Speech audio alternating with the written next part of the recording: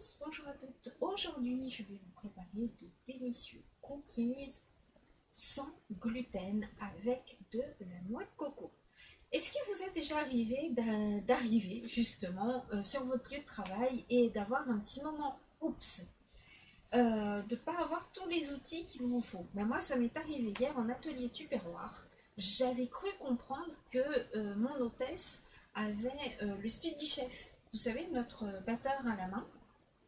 Donc moi j'étais partie sans le mien, en pensant qu'elle avait le sien.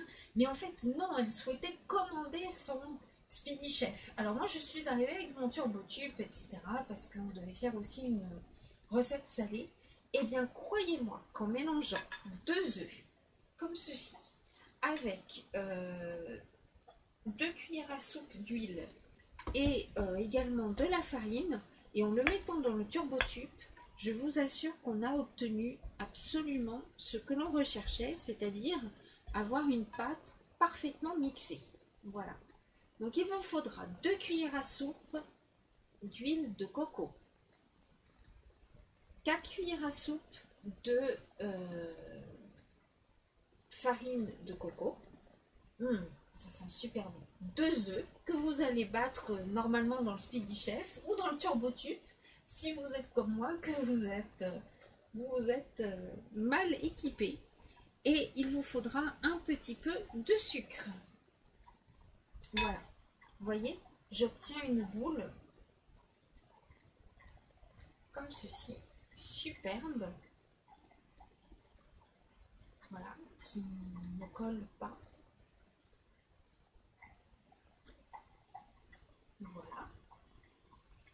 Il ne nous reste plus qu'à faire des petits disques pour réaliser nos cookies. À tout de suite.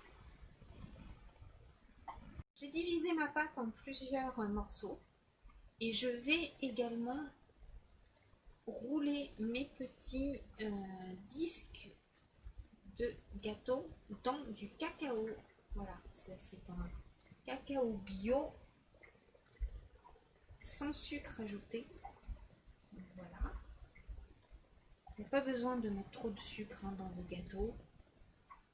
Voilà, j'obtiens des petits gâteaux noix de coco comme ceci. Voilà.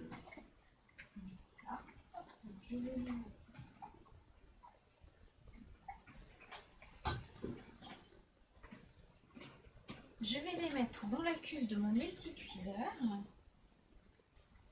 Voilà. Je vous mettrai un lien tout à l'heure si vous souhaitez avoir un multicuiseur comme le mien. Vous allez voir, vous pouvez faire plein de choses dedans. Du riz, des risottos, des pâtes levées.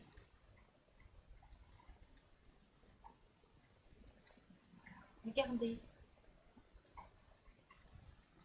Des belles petites bouchées. Voilà, avec la pâte qu'on a fait tout à l'heure. Je roule dans mon cacao en poudre. Un par un. Celui-ci est moins rond. Je vais reformer une boule ronde. Il n'y a pas assez de cacao. Ben, c'est pas grave. Il y en a qui seront nature. À vous de me dire si vous préférez nature ou pas. On peut saupoudrer de noix de coco, pardon. Aussi, voilà, de la noix de coco râpée. Pour donner encore plus de goût. Voilà, ça c'est un chocolat noir sans gluten.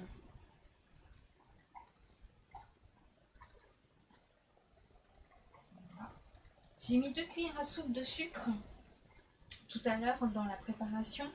Mais si vous voulez mettre par exemple de la stevia, il faudra en mettre qu'une parce que la stevia a un pouvoir beaucoup plus sucrant que le sucre. Voilà, donc le goût est plus sucré. Voilà, donc j'ai mis, là on ne peut pas trop voir, mais j'ai mis mes petites boules dans ma cuve, dont une qui sera entièrement nature. On va faire cuire à peu près 10 minutes et à volonté, on va voir. On va déjà commencer par 10 minutes. J'ai un peu les mains pleines de chocolat.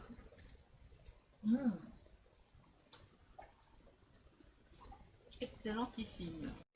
Et voilà, j'obtiens donc, j'ai fait une cuisson 10 minutes de chaque côté, en multicuiseur, mais peut-être 20 minutes au four. J'obtiens, comme vous pouvez le voir, des petits cookies extra. Alors, ils sont encore chauds, hein, je viens tout juste de les sortir. On va essayer avec le plus petit. Alors, verdict. C'est absolument délicieux. Croustillant mais moelleux.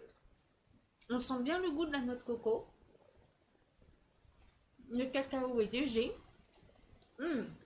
Vraiment, vous voyez, très très peu d'ingrédients. J'ai mis 2 œufs, mais encore à la rigueur, on peut en mettre un.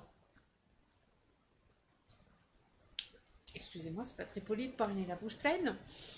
Vous pouvez les parsemer de vermicelle au chocolat, par exemple. Les rouler dans la noix de coco râpée, hein, si vous aimez. Voilà, de délicieux petits gâteaux, vite fait, sans gluten, sans lait, et absolument délicieux. On dirait un petit peu des rochers coco, même si on a utilisé un œuf entier. Un rocher coco, c'est plus le blanc de l'œuf. Voilà, c'était une recette toute simple. Bon appétit, à très bientôt.